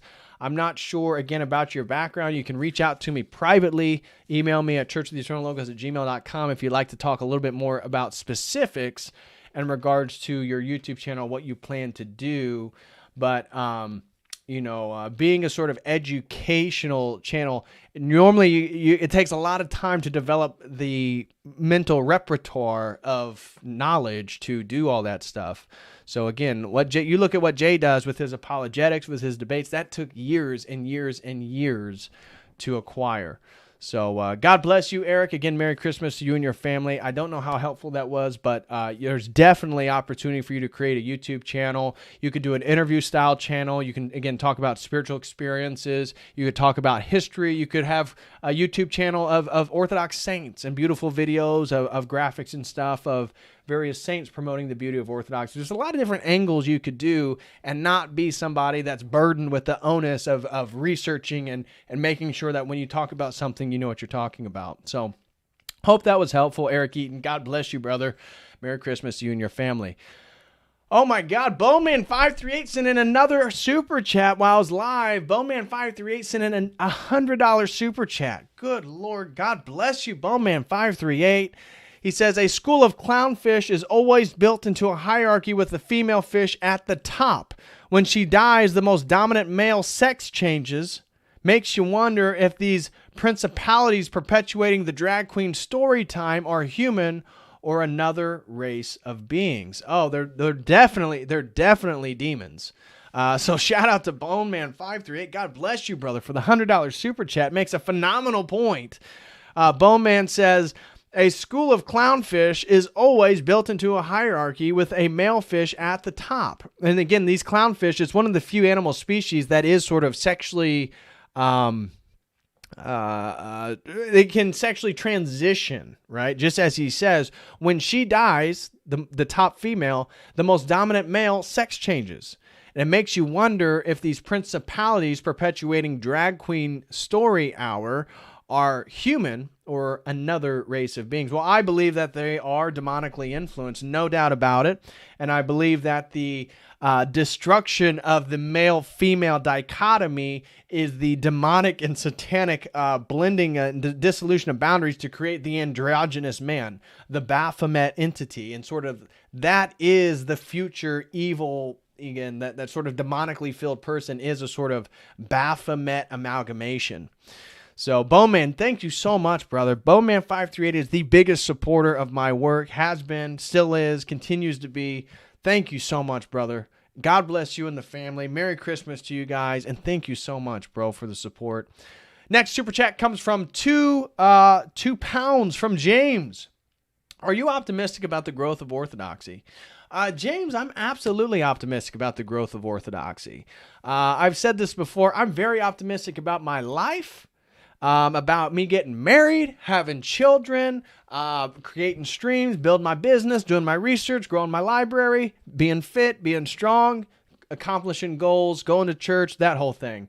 Very, very, very pessimistic about the world. I think the world's going to get a lot lot worse from this point forward. So I'm pretty pessimistic about the world, the Great Reset, our journey to 2030, and then our transhumanist journey to 2040 or 2050, where they suspect there'll no longer be biological Homo sapiens. In regards to orthodoxy, I'm also very optimistic, brother.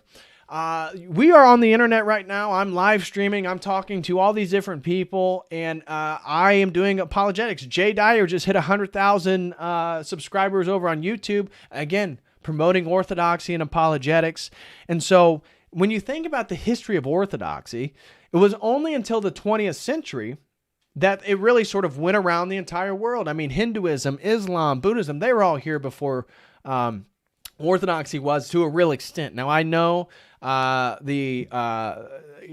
St. Photios's chapel there in St. Augustine, Florida, I think that's from the 17th century. However, America, culturally, Orthodoxy, Slavic people, the Russian church, St. Herman, that stuff is really later in American history. And so the internet itself, the internet is really the first time that the whole world can be exposed to what Eastern Orthodoxy is, Eastern Orthodox theology, the Eastern Orthodox saints, the church, the beauty, the aesthetics. And so my conversion, multiple Western men's conversions would not be possible without the internet. The internet is also propagating the faith while it's also spreading the degeneracy and the lies and the propaganda, which again, technology doesn't have an intention. So technology is not evil. Evil has to do with intentionality. That's why demons, Satan is evil. People who have free will are evil. Computers are not evil, although I think the AI system will be a sort of false inverted incarnation of Satan. That's another topic. So I'm very optimistic about the growth of orthodoxy because I think people who are really pursuing truth, people really want to know what's going on, people who question the pandemic, people who are questioning the sort of capitalistic, consumeristic forms of Christianity, people who are done with Pope Frank and the globo homo agenda of the Catholic Church. Now they can find orthodoxy. They can find the true church. They can find the tradition of the apostles, the church founded by Jesus Christ. So I'm very optimistic because what I see 2020 is, what I see the degeneracy in the West is, what I see the Great Reset as. This is God calling the believers. And everybody who's been Orthodox through 2020 knows this. You look at your parish, all the moderate, potentially left of center people. I know in my church, many have left. And meanwhile, many new people who replaced them came in, and the people who came in have done their research. They know church history. They know the traditionality of the church. They want that, specifically the young men. So what's happening to the Orthodox Church? I think the chaff is being separated from the wheat. That many are chaff, and 2020 was a perfect instance for the chaff to be floated away. Go get boosted, find a parish that uses plastic spoons, wear their mask, whereas in the wheat is looking for a parish that's willing to fight against the world, fight against the agenda. And so therefore that's what our goal is here on YouTube, talking about orthodoxy, spreading the faith, is that, it's all going to come to an end eventually. It's just that the Orthodox Church is the last refuge and the last place for you to actually have a brotherhood, a sisterhood, a family, the body of Christ to defend and die for. And so once you're Orthodox, now you finally, as a man, have something to die for, and that's the true church. That's the church that Jesus founded. And if you die for it, if you martyr yourself for it, it's a golden ticket to the kingdom. So thank you, James, for the super chat. I am very optimistic, and I appreciate that.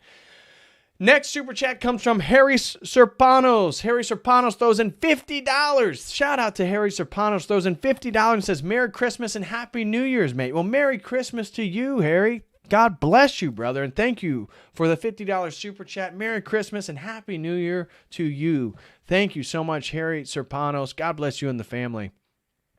Bowman538 threw in another super chat. Holy crap. Bowman538 threw another $20 super chat and says, the gravity dynamics are off and the male doesn't have the spin to be generative, so he relinquishes his birthright to the woman and enters the void of inverted self-sacrifice. Ooh, let's read that one again. And so Boneman538 says, again, for $20, the gravity dynamics are off, and the male doesn't have the spin to be generative. Ooh, that's interesting. So he relinquishes his birthright to the woman and enters the void of inverted self-sacrifice. Wow, that is really good stuff, Bone Man. Yeah, I mean, that's exactly what's happening, is that these men who are simps can't compete outside the simping, because to be a competent man takes way more energy than, like, it is so much easier to just be a emasculated man, go code, go work for a corporation, get your vaccine, go work for a company. You can make your money. It is easier to be a simp and make money than it is to be a traditionally masculine man and work for your purpose. That's the only thing that sets you free as a man. And so, great point here is that these men can't really compete, and so they simp. And in the process of simping, they do relinquish their birthright to the women, and then they enter the void of an inverted self-sacrifice. It's not a true martyrdom.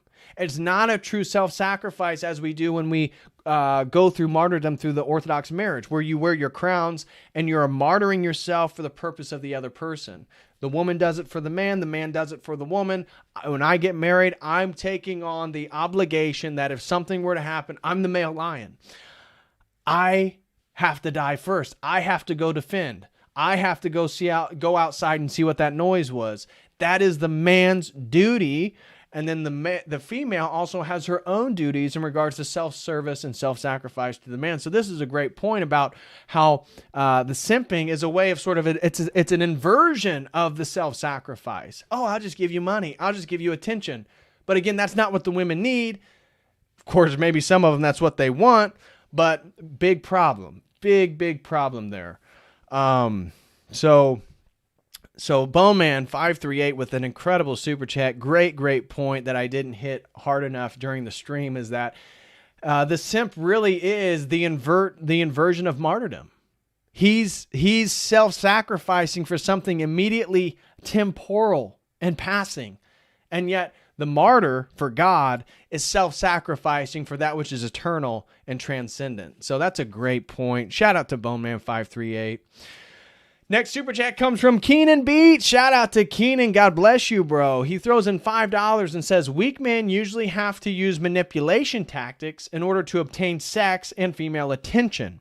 I think that's where we get the nice guy phenomenon from. It's usually linked with an idolization of mommy and a hidden disdain towards other men. Oh my gosh, that is such a good point. In fact, that whole mommy thing, let me see if I can find something real quick.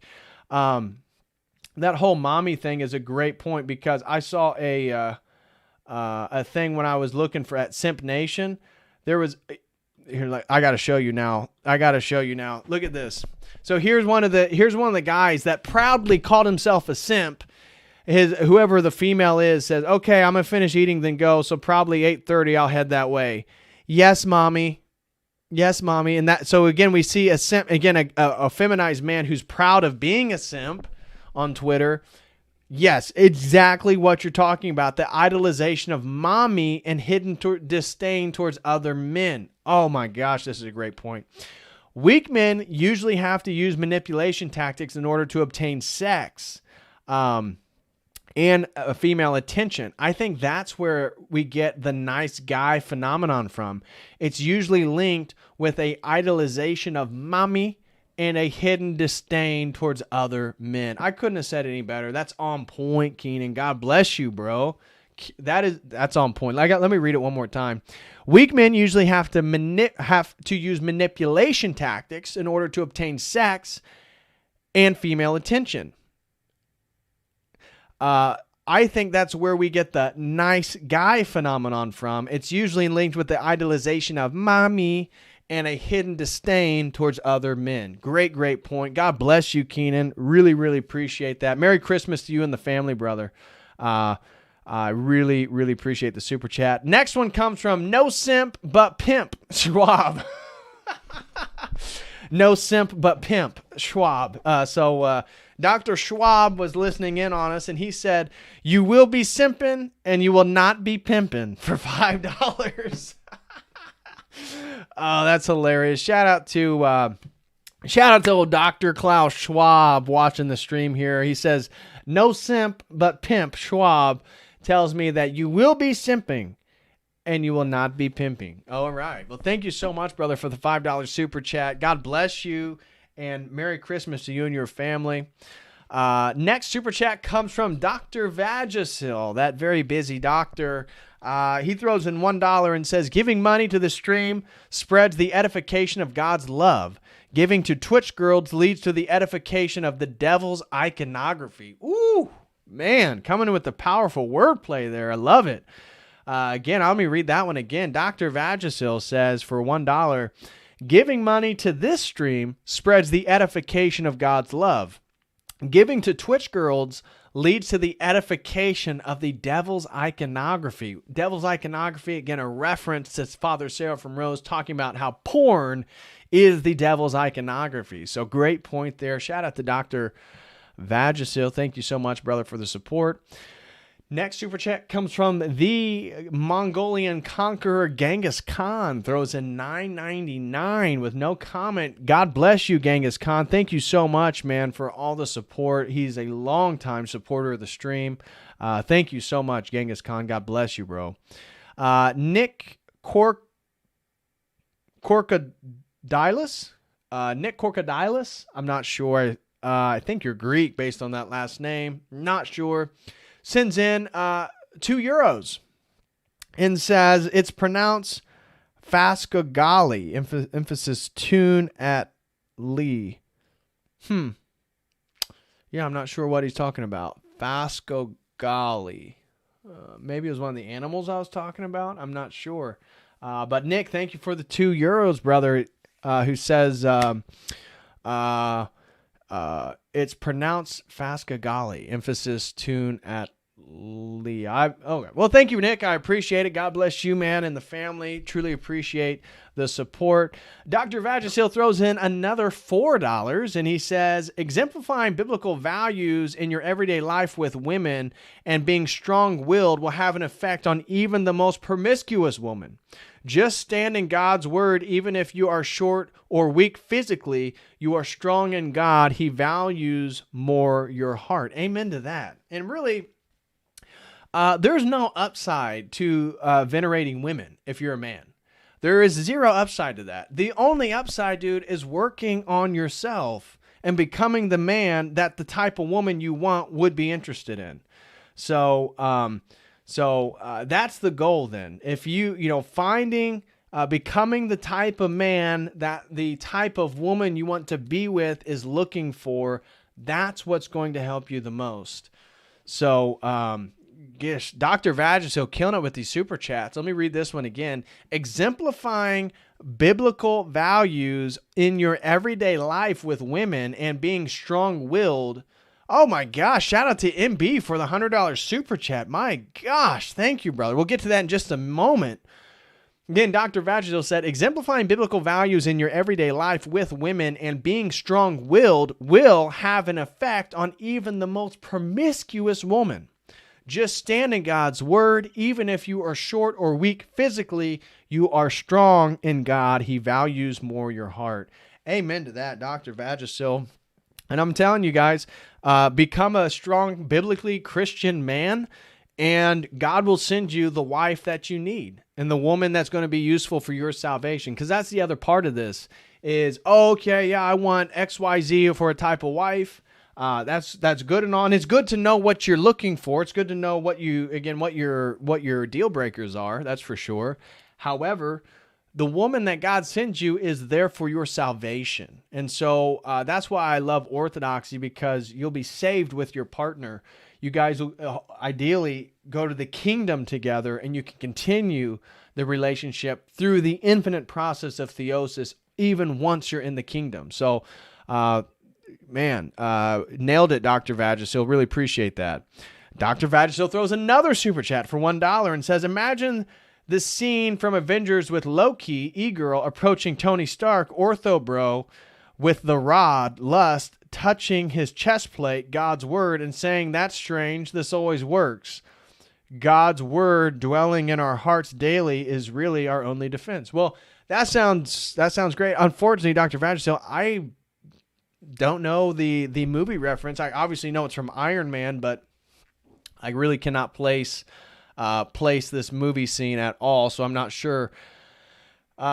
Anyways, Dr. Vagisil says, imagine the scene from Avengers. Oh, it's Avengers, not even Iron Man. So again, not familiar with Loki, the e-girl, approaching Tony Stark, the ortho bro, with the rod, meaning lust, touching his chest plate, God's word, and saying, "That's strange. This always works. God's word dwelling in our hearts daily is our only real defense." Well, I agree with that.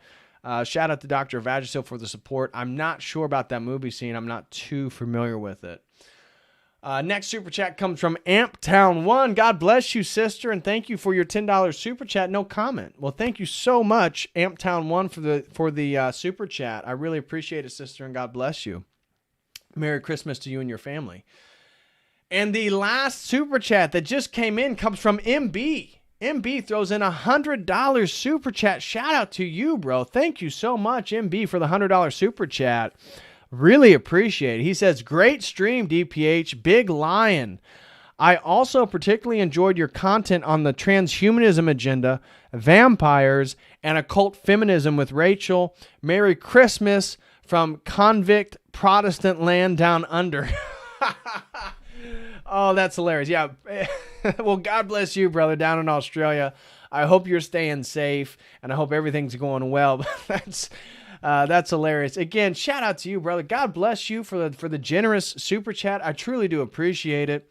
And thank you for the support. Again, MB throws in $100 super chat and says, "Great stream, DPH. Big Lion.